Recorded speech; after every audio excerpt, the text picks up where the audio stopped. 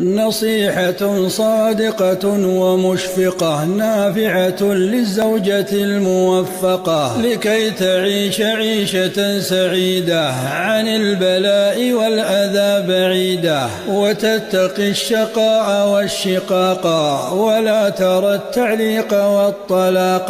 تأدبي بحضرة الزوج ولا تجاوبي فيما أراده بلا، بل اسمعي وطاوعي وامتثلي، والصوت فوق صوته لا يعتلي. وقصري اللسان لا تطيلي فطوله مسعر لويلي. فمن يطل لزوجها لسانها يقصر ببيت زوجها زمانها. ولا تشير عنده بالكف ساخطة بل أظهري للضعف، وانأي عن الجدال والعناد فإنه على القلا ينادي. لا تجرحيه بسنان القول فإنه مستجلب للهول. كوني به ودودة ومشفقة محسنة في جذبه موفقة. تلطفي عند الكلام واخضعي وأسعدي في منظر ومسمعي، وأسمعيه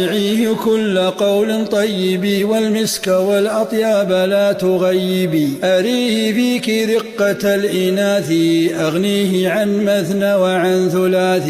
وحاذر التنكيد والتشكي ولا تمارضي ولا تشكي. وأكرمي أبا له وأما وإخوة وصحبة ورحما. قومي بأمر البيت والأولاد فتركه داعية الفساد.